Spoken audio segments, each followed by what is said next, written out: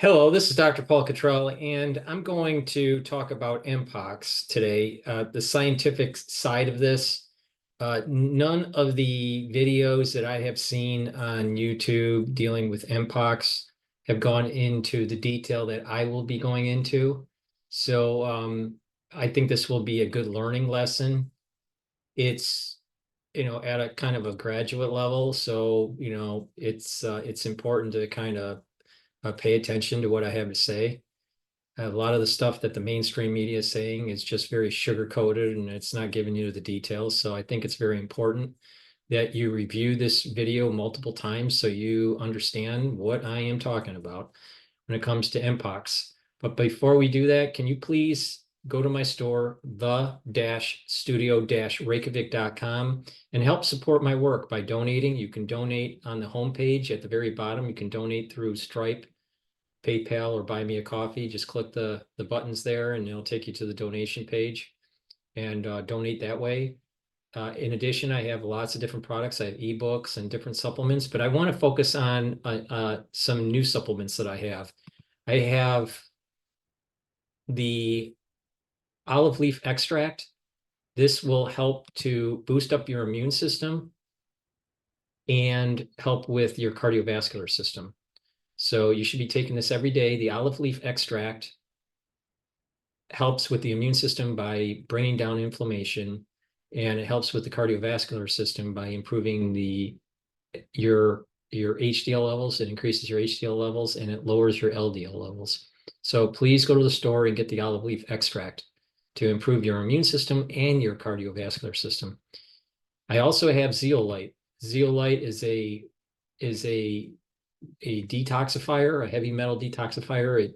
It also detoxifies chemicals and toxins from your bloodstream.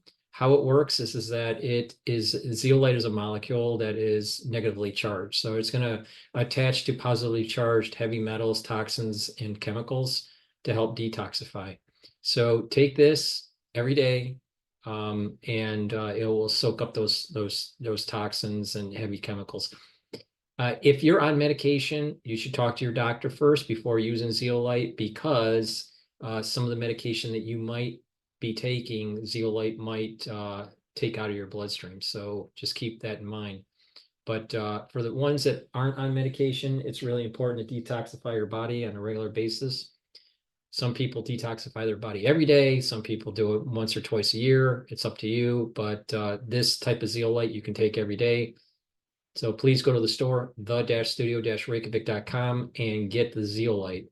The link is in the description of this video. I also have a new product in the structural nanosilver section, and that new product is the cherry silver soothing lozenge drops in 100 count.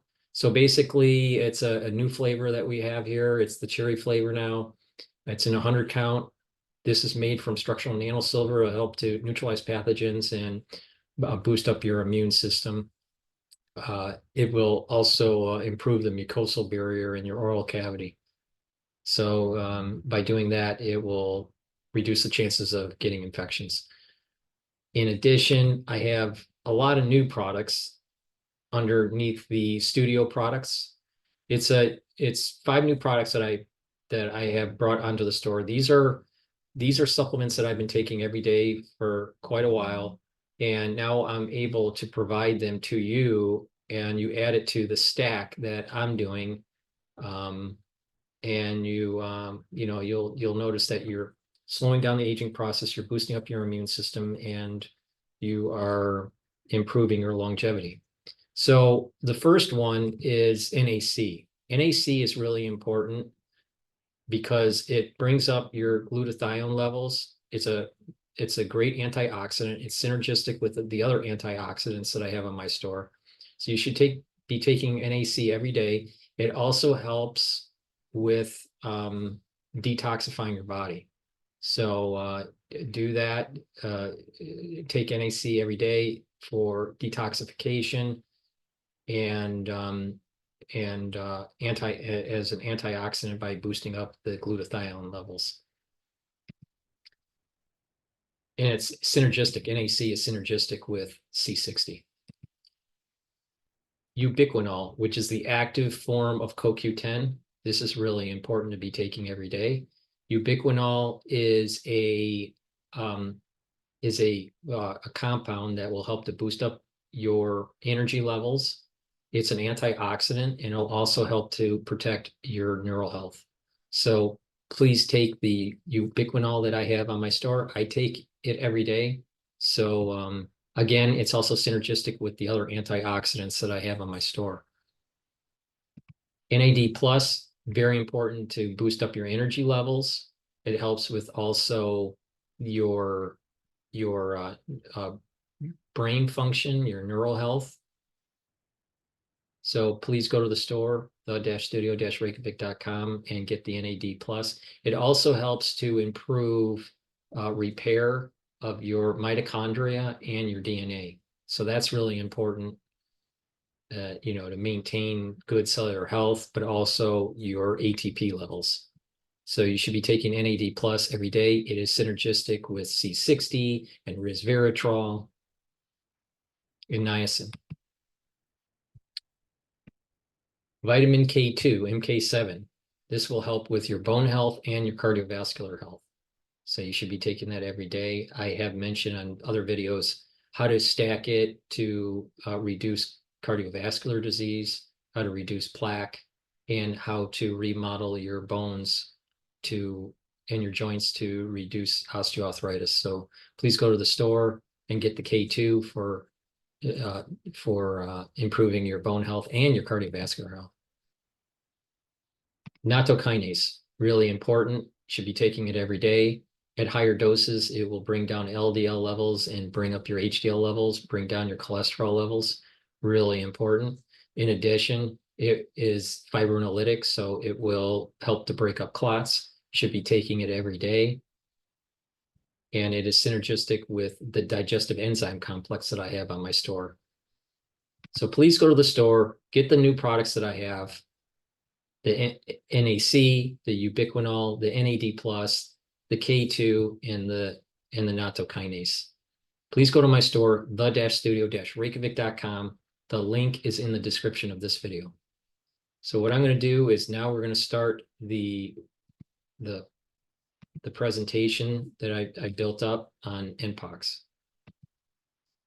Okay, so what we're going to do here is talk about Mpox, and this is a detailed overview. Now, it's important to understand that there are these viruses called pox viruses. And we have like three main categories within the pox viruses. We have smallpox. We have something called the molluscum contagiosum type viruses and the zoonoses viruses. And the last category includes the Mpox. Now, the second category, the molluscum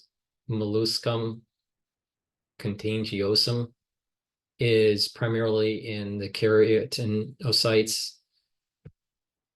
So it depends on what cells get infected and all this stuff. But this presentation is going to be focused on Mpox. The structure of a pox virus, all right, is much more complex than, let's say, your other viruses that we've been talking about in the last 4 years. This virus is much more complex, and it has an envelope. All right. They have lateral bodies. They also have a membrane, a core membrane, and a core. And underneath the envelope is also an outer membrane. So you have an envelope, an outer membrane, lateral bodies, a core membrane, and a core. And inside the core are viral DNA and proteins. This is where all that really important machinery is coded.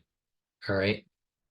And the proteins, the important proteins that are needed. This is a very complex virus. It's not fully understood.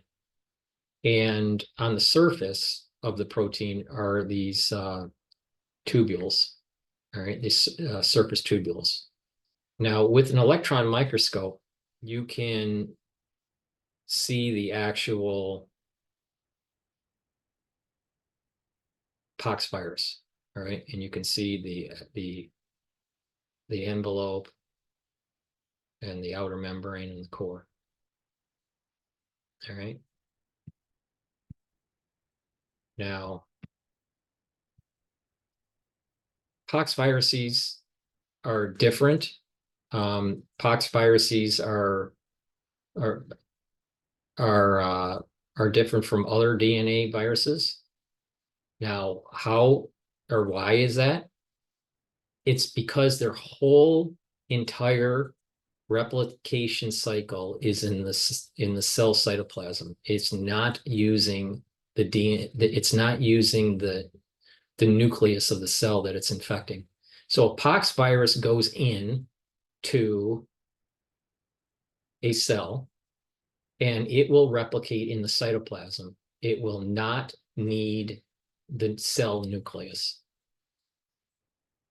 And pox viruses are DNA viruses, all right? So just keep that in mind.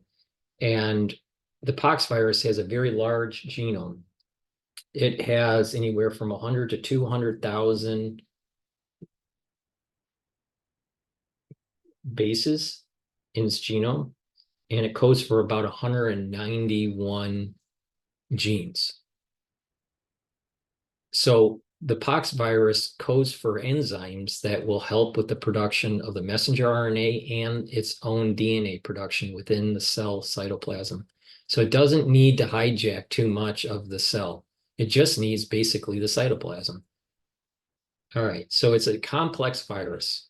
Pox viruses are, in a way, almost like a mini cell, all right?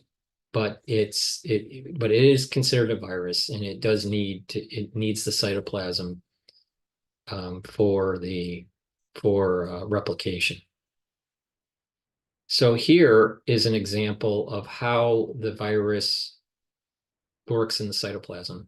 So you have a cell, all right, and you have the nucleus, and the nucleus isn't involved. So the pox virus will attach, and we'll go into detail about the attachment and the fusion, but it attaches and fuses, and what happens is it loses its membrane. And that membrane is, when it loses its membrane at the loss of the outer membrane, then the core is exposed. And remember, there's a core membrane also. And so there are these things called late transcription and early transcription. So what happens is that during the early phase, the core has DNA and certain types of enzymes, right? And so what happens is that what's going to happen is that you're going to, or certain proteins. What's going to happen is that there's going to be an early transcription. This early transcription is going to lead to early messenger RNA, and those early messenger RNAs that are being formed will create early enzymes. Those early enzymes will then feed into uncoding the core and releasing the viral DNA. All right.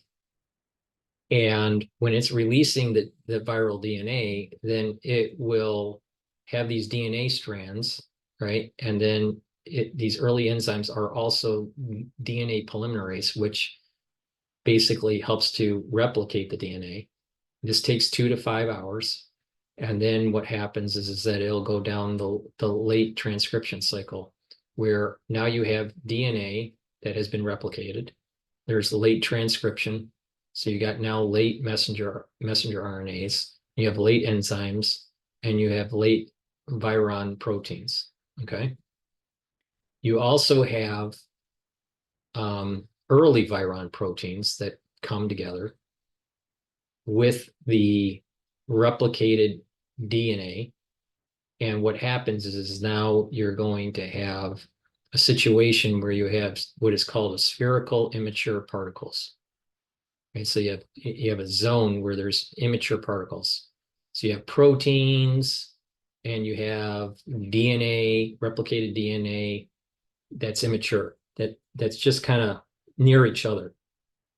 But over time, what happens is that there's a morphogenesis where in 4 to 24 hours, the spherical immature particles start to coalesce and start to form virus.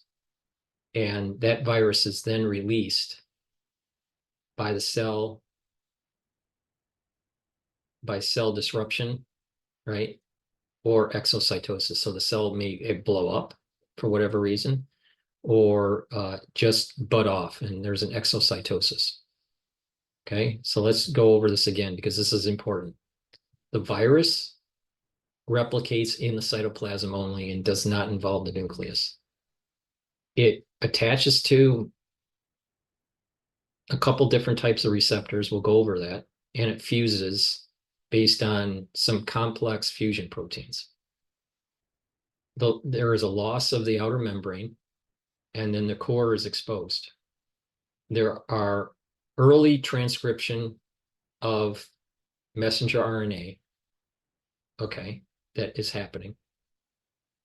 And those messenger RNAs are then, because there's DNA here, so there's enzymes in here that will start to create messenger RNA, and those early enzymes are then going to start releasing the DNA for it to be replicated.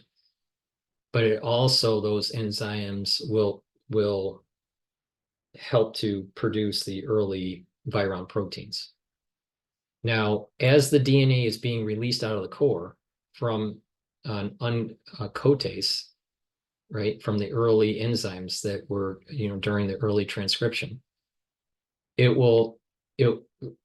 this core is being uncoated, the uncoating of the core. The DNA is released, and now there's also DNA polymerase that is part of the early transcription that leads to the replication of the DNA. The DNA, right, is replicated, and some of that DNA that's replicated will end up doing late transcription, and those late transcription will lead to late enzymes and late viron proteins. So the early path creates early viron proteins and really important enzymes for uncoating the core and replicating the DNA. The late enzymes will lead to helping with the late viron proteins. There will be a spherical immature particles that are floating around as a body, and those will be late viron proteins and early viron proteins and replication DNA. These spherical immature particles will then eventually coalesce in 4 to 24 hours, or in 4 to 20 hours, and eventually a pox virus particle will form and be released through excitosis or the cell disruption.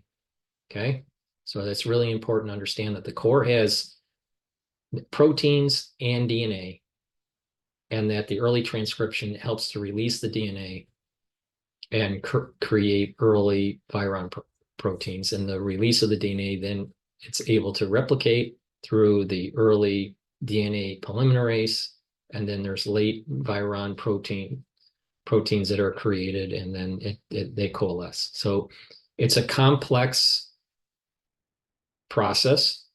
It doesn't need the nucleus to do these things. So this is important because this shows that through a virus, you can do a lot of stuff in the cytoplasm. Well, what happens if you package something through biotechnology where you have DNA polymerases and RNA polymerases as part of virus-like particles as some sort of biotech? Then you can hijack cells and do certain things. So that's an important point that I think people need to understand. Cell surface receptors. It's not well understood with pox viruses, but the current research is showing that chondroitin sulfate receptors and heparin sulfate receptors are involved. For the heparin sulfate receptors, it will bind by a protein that's on the virus. That protein is called H3. Now, we're going to go into a little bit more, as we said about the binding. So there's binding and fusion. Binding is where the virus is binding to the attachment of the cell, so some sort of receptor. And then there's the fusion, where it's starting to merge.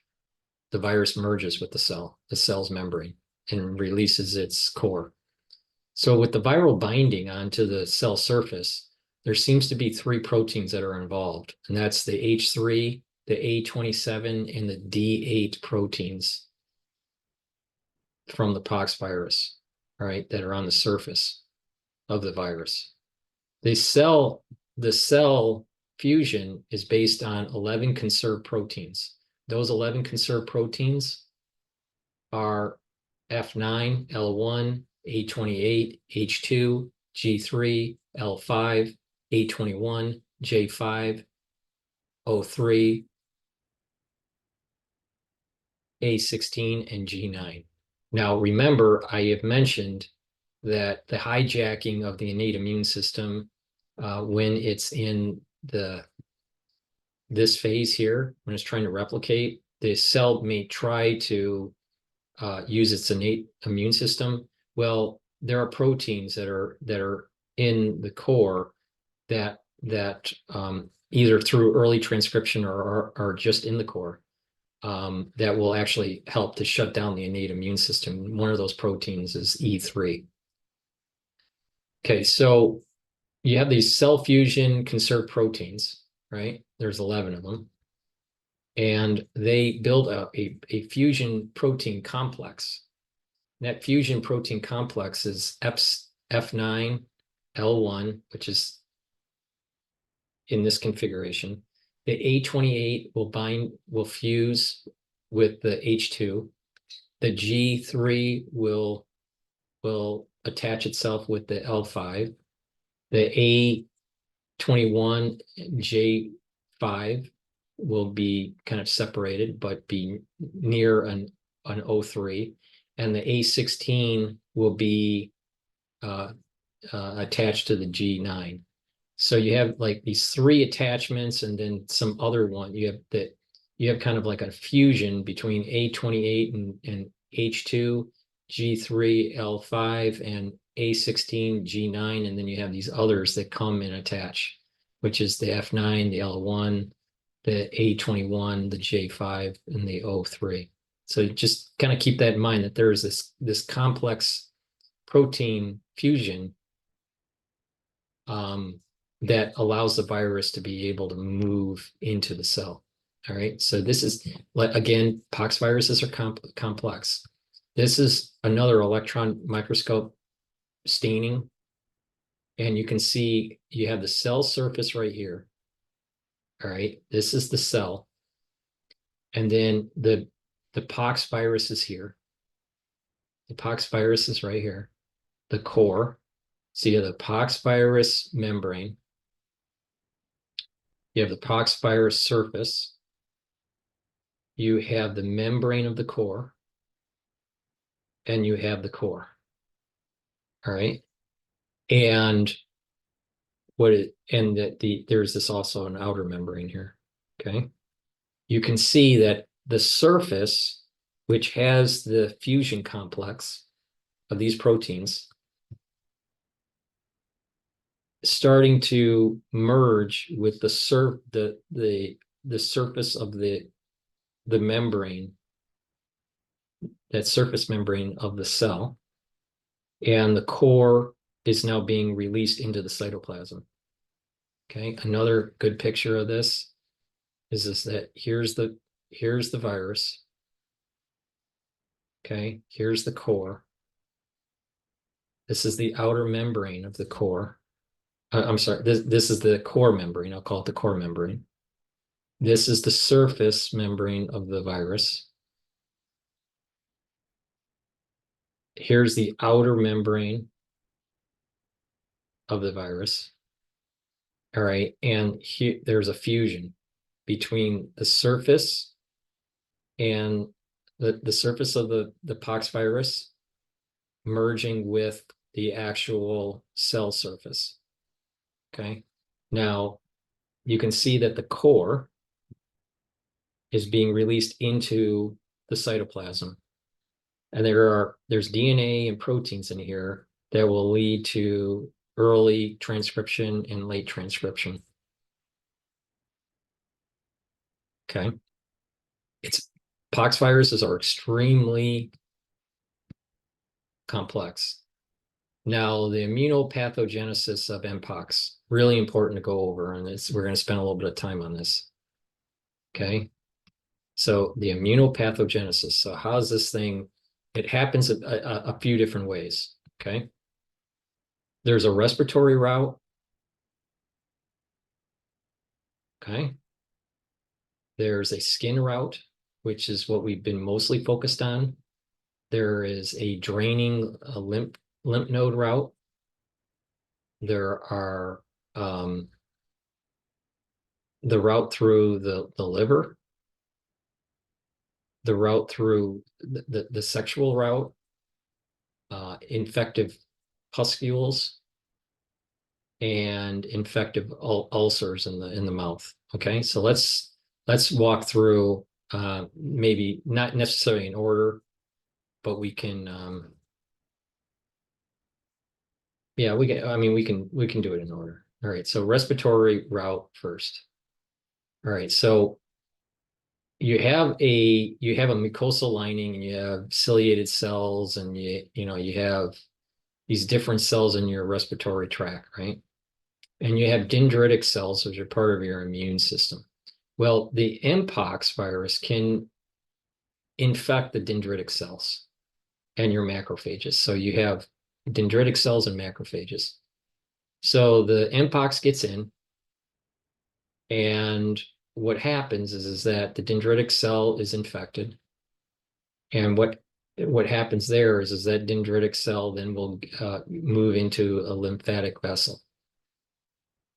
Same thing with the macrophage. A macrophage will get infected and will go into the lymphatic vessel, or you can have actually Mpox virus go directly into the lymphatic vessel. Okay, the skin route. The skin route is that okay, there's some sort of disrupted barrier. All right, irritation on the skin or a cut or whatever, and there's a virus that can get beyond that keratin level and get into your dermis.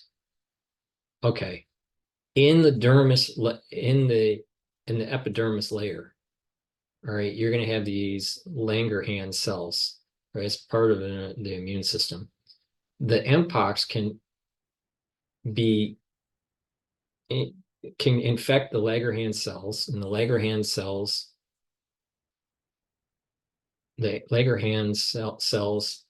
will get into the lymphatic system. All right, or you can have direct virus getting into the lymphatic system, or you can have fibroblasts that are, because in the dermis layer, so you have keratin, you have epidermis, you have the dermis. So in the dermis layer, you're going to have fibroblasts. So you may have a situation where the Mpox is infecting the fibroblasts, the macrophages, or the dendritic cells in the dermis layer, and then those cells then migrate into the lymphatic system. So you have some sort of infection by the fibroblasts, and then the macrophages come in, try to gobble up some of the fibroblasts show some sort of inflammatory response. The macrophages and dendritic cells chemotax over, and they start trying to eat up these viruses, and then they go into the lymphatic system. Now, as it's draining into the lymphatic system, then what happens is that now you have an infected dendritic cell or macrophage. Now remember, from the respiratory route, it's getting into the lymphatic vessel with the dendritic or macrophages. The skin route is also Langerhans, dendritic macrophages are getting into the lymphatic route or direct virus. And then now you're in a lymph node. Okay. So it's coming in to the lymph node. And now you have your dendritics, your macrophages that have been infected, maybe even some viral particle in the lymphatic system directly into the lymph node. And it's now draining into your lymph node, and then it's spreading, okay, spreading through your lymphatic system. Okay, now in the liver, the hepatocyte, you can have virus in there, and then you have the Kupffer cells that come in and try to eat those up, eat the infection, and then that will also get into the lymphatic system. You also have a sexual route where that it's potentially in the semen, and then it gets into the ovaries. You have infective pustules that are on the body. So that's the typical physical manifestation of Mpox. And you have the aerosol, it can be aerosolized out. So now you have the respiratory, it can get into the respiratory system. It can get in through, which is typically the skin route. It gets into the lymphatic system and spreads. It can also be in your liver, your hepatocytes. It can be through the sexual route. All right. It manifests as pustules, and it can spread from the pustules. It can also spread from some sort of droplets. I wouldn't use the word aerosolized. I would just use droplets. It's not airborne. It's more a droplet form, and it's primarily because of these infective ulcers that you have in the mouth, and you can get these droplets from that. So that's basically how it's working with the macrophages and the dendritic cells and the Langerhans cells, the Kupffer cells. Okay, so that's the immunopathogenesis of Mpox. Now, how does it do the immune evasion? Now, I talked about this in a different form where I talk about the E3 protein inhibiting the innate immune system. The innate immune system is turned off because Mpox is hijacking the cell and pretending that pretending that it's not foreign. It's telling the cell, don't go into apoptosis, don't try to kill me. Right? It disguises itself through the E3 protein. This E3 protein shuts down the RIG1 pathway, shuts down the OAS pathway, shuts down the PKR pathway.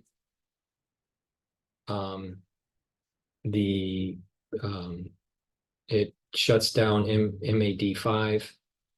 So, and it also shuts down the activation of CD4 and CD8 cells. So this is saying it a little differently. Okay. It doesn't talk, this graph here doesn't say that's the E3 protein, but like I said before, the interferon, cellular interferon, is actually inhibited by the E3 protein from the Mpox. So, okay. So what happens is you have a cell that's infected, and it wants to send a signal to surrounding cells that, hey, there's cytokines. Well, the E3 protein shuts down this interferon alpha beta pathway and turns off the innate immune system from going into antiviral mode. It also does this, it reduces cellular activation, and that basically means that it's not activating the CD4s and the CD8s. There are proteins here, and some of them are some of the inhibition of the cytokines and the chemokines are inhibited by E3, but I believe it's not just E3 that targets these cytokines. All right.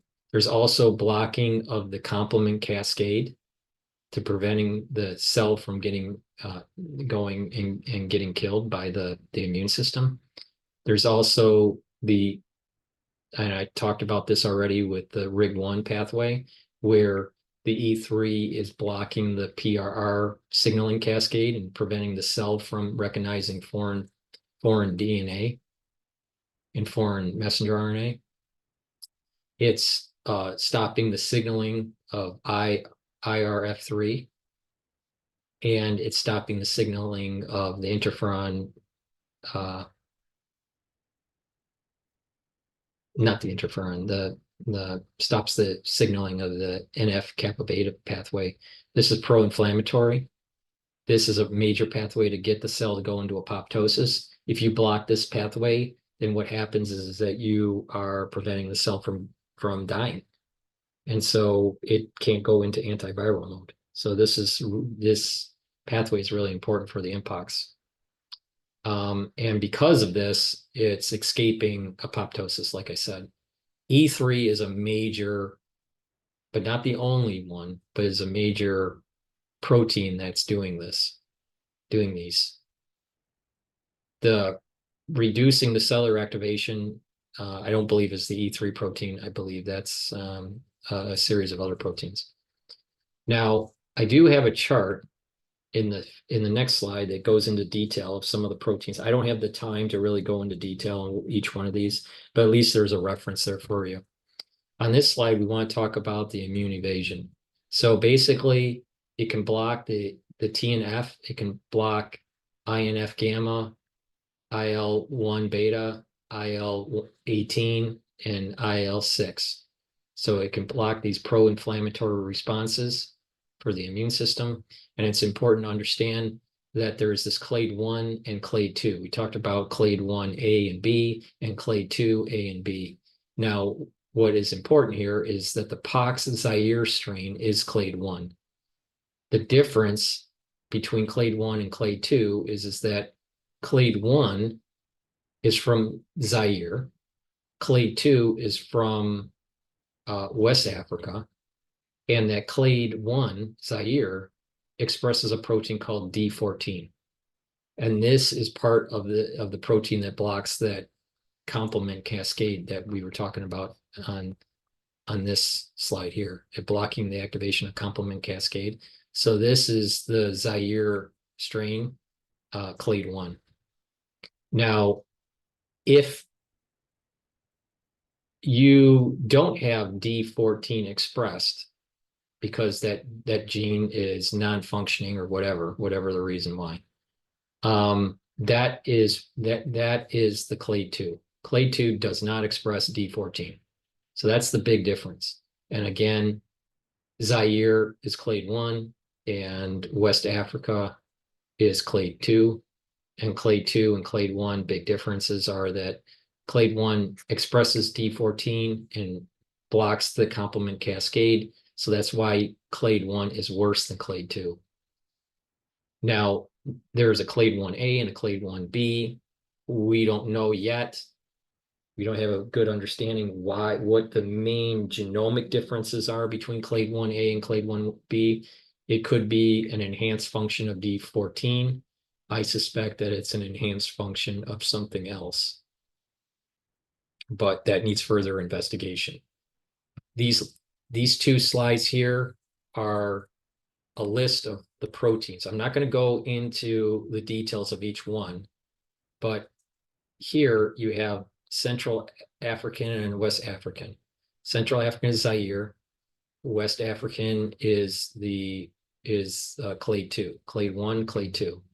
All right. And you have protein function, and we have the gene, and we have the size, the number of amino acids.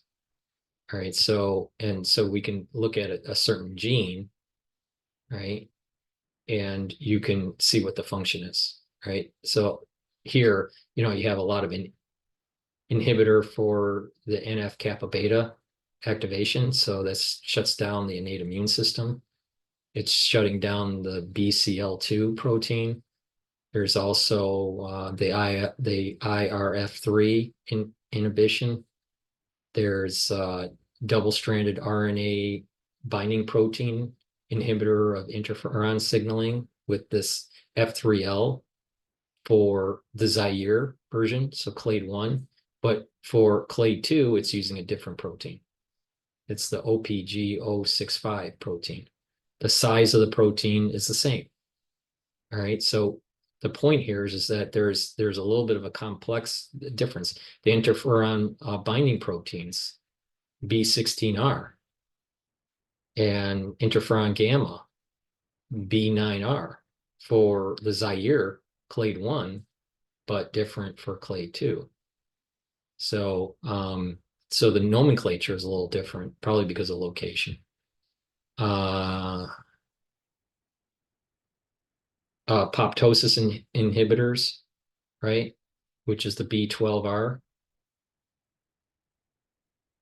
but also B19R. And then on the next page, we also have interleukin 1 beta binding protein, which in this case is on clade 1, but not in clade 2.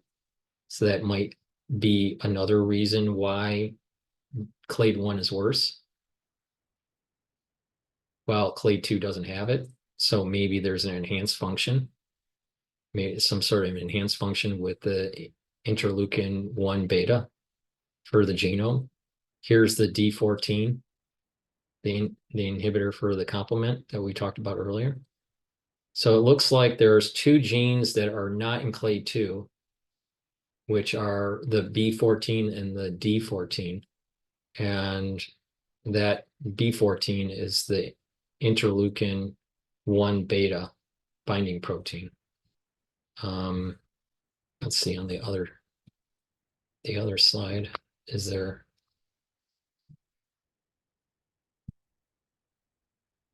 No, there are analogs.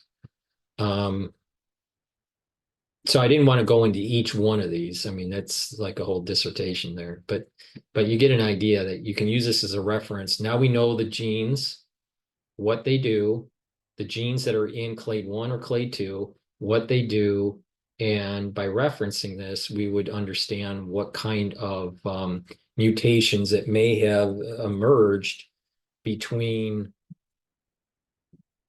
1A and 1B. Where was the enhancement? That would be, further discussion. Let's see here. And then the last slide here that I have is that pox virus production. It can create 10,000 or more viral particles in each infected cell. And because it's shutting down the innate immune system, the adaptive immune system with these different proteins that I talked about, stopping the activation of CD4 positive and CD8 positives, stopping the apoptosis pathway, it can create lots of protein, lots of DNA, and package it in a cell. So if it is flying underneath the immune system, the innate or the adaptive, then it's easy for it to spread on the body and eventually, really take hold and show a major manifestation on the skin.